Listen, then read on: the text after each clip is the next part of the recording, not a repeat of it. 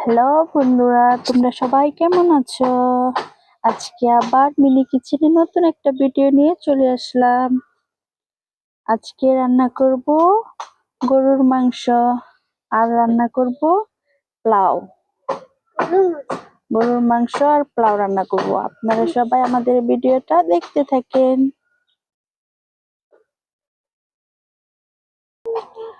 প্রথমে আমরা পোলাও রান্না করব। পোলাওয়ের জন্য গরম পানি করতে হবে।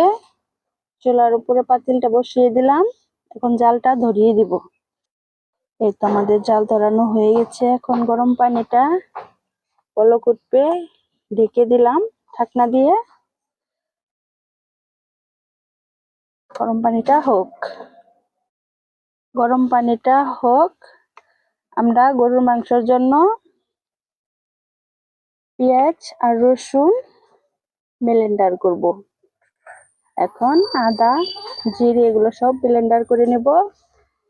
এই তো আমাদের এই মিনি ব্লেন্ডারে আমরা ব্লেন্ডার করে নেব। আমাদের ছোট্ট ব্লেন্ডার। আমাদের ব্লেন্ডারটা কার কার পছন্দ হয় আপনারা সবাই কমেন্টে বলে যাবেন। আমরা মেনশনটা দিয়ে দিব কোন পেজে থেকে নিয়েছি। এই তো আমাদের ছোট্ট মিনি ব্লেন্ডার। এটা ব্লেন্ডারটা খুলে সবকিছু দিয়ে ব্লেন্ডারটা করে নেব। এখন সবাই দেখতে থাকেন আমাদের ভিডিও। এই তো আমরা অল্প কিছু রসুন দিয়ে দিয়েছি। এখন রসুন দিয়ে এটাকে ব্লেন্ডার করব। এই তো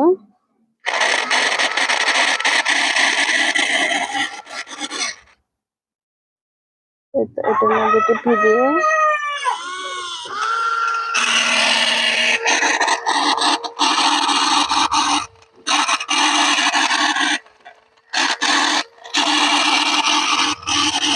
এখানে যে ব্লেন্ডার হচ্ছে।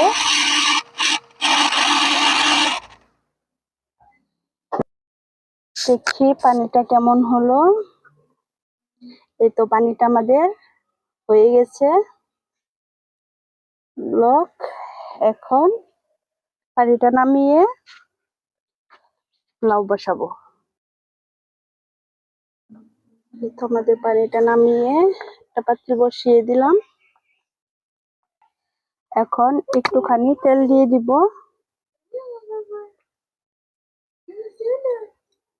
পোলাওয়ের জন্য এখন অল্প একটু পেঁয়াজ দিয়ে দিব। তারপরে একটু নাড়াচাড়া করে দিব।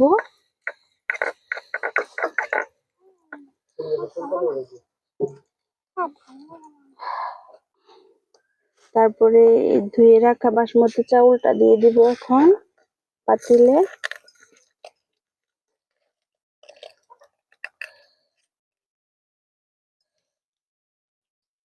তারপর একটু নাড়াচাড়া করার পরে একটুখানি লবণ দিয়ে দিব।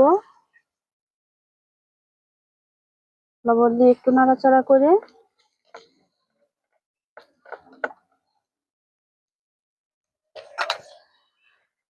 তারপরে গরম পানি করা ছিল, গরম পানিটা মধ্যে দিয়ে দিব।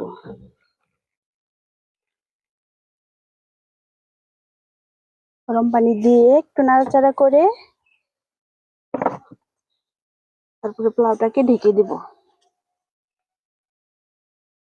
এই তো পোলাওটা হচ্ছে। দেখি এখন আমাদের পোলাওটা কেমন হলো। এই তো প্রায় হয়ে গেছে।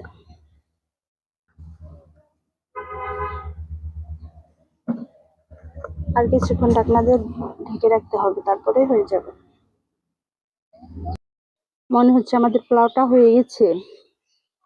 দেখি খুলে দেখি। এই তো হ্যাঁ হয়ে গেছে, আর একটু হবে।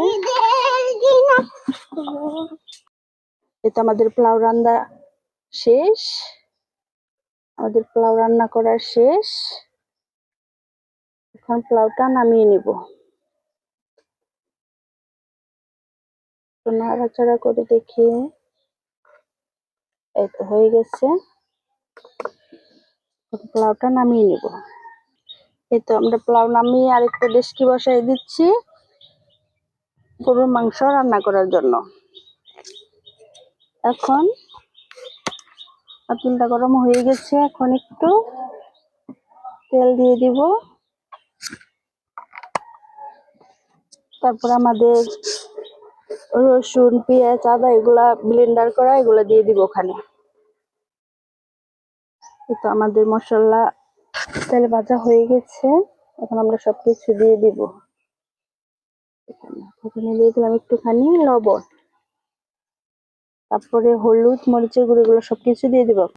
এখানে আমার সব মশলা দেওয়া হয়ে গেছে, এখন একটু নাড়াচাড়া করে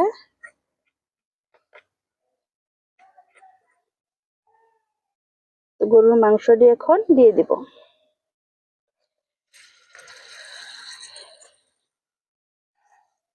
এখন একটু নাড়াচাড়া করে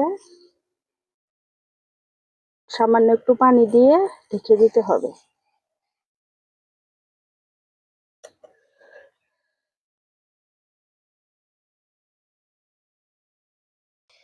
দেখি আমাদের গরুর মাংসটা কেমন হয়ে গেছে। এই তো অনেক সুন্দর হচ্ছে, দেখেন। এখন গরুর মাংসটা দেখবো কেমন হয়েছে।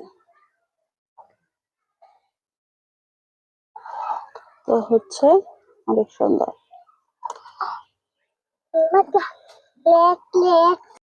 পোলাও আর রান্না করে